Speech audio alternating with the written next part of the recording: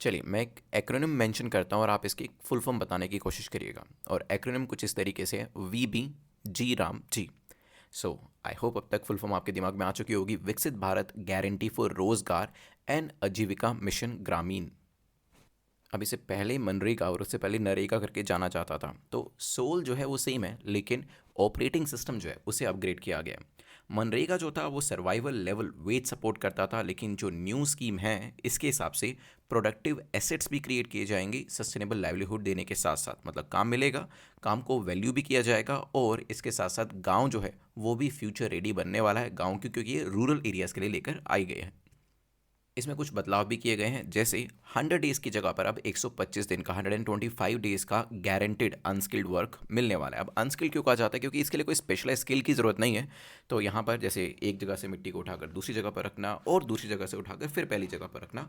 लेकिन अब इसमें भी एक बदलाव है, क्योंकि अब डिग एंड फिल की जगह पर एसेट क्रिएशन किया जाएगा। जब पहले एसेट्स नहीं बना करती थी या कम मात्रा में बना करती थी, यहाँ पर अब आपको water conservation, irrigation work, rural roads connectivity, storage facilities, sheds, common assets, flood and drought mitigation works, ये सब देखने को मिलेंगे। मतलब अब काम तो किया जाएगा, लेकिन एसेट क्रिएशन को ध्यान में रखकर। अब इसमें एक और इंटरेस्टिंग चीज़ करी जा रही है जो यूजुअली पहले मिस कर दी जाती थी, क्योंकि जब सरकार यहाँ पर गारंटीड वर्क दिया करती थी तो बहुत सारे ये लोग जो पहले एग्रीकल्चरल लेबरर के तौर पर काम करते थे, तो यहाँ पर एग्रीकल्चरल लेबरर की कमी हो जाती थी। और इसी चीज़ को ही ठीक करने के लिए क्या किया गया, पीक हार्वेस्ट सीजन के अंदर गवर्नमेंट का काम पोज कर दिया जाएगा, ताकि जो लेबर हैं वो एग्रीकल्चर फील्ड में जाकर भी काम कर सकें और फार्मिंग के लिए भी लेबर उपलब्ध रहे। So with this government is ensuring that the distortion should not happen in the agriculture. चलिए अब फाइनेंस की तरफ चलते हैं, और इसमें गवर्नमेंट कोशिश करिए कि एक एक पाई का हिसाब रखा जाए। तो प्योर डिमांड बेस्ड फंडिंग की जगह पर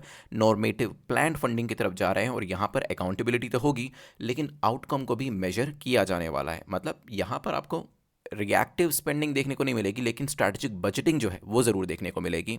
टेक ड्रिवन डेटा रहेगा, तो टेक्नोलॉजी को भी इसमें शामिल किया गया है। रियल टाइम डैशबोर्ड्स रहेंगे। सोशल ऑडिट्स को स्ट्रॉन्ग किया जा रहा है ताकि लीकेजेस कम हो, ट्रांसपेरेंसी ज़्यादा हो और करप्शन के इंस्टेंसेस कम हो सके।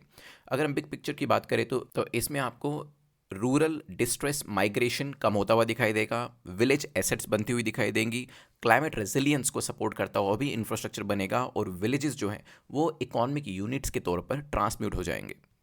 तो आप इसे मनरेगा के एडवांस और अपडेटेड वर्जन के तौर पर भी देख सकते हैं। और अच्छी चीज़ ये है कि अब हमारे phones, let's say iPhone he advance version के साथ नहीं आता है हर साल। गवर्नमेंट भी कोशिश कर रही है कि स्कीम्स के अंदर भी एडवांस और अपडेटेड वर्जन्स आते रहें। जय हिंद।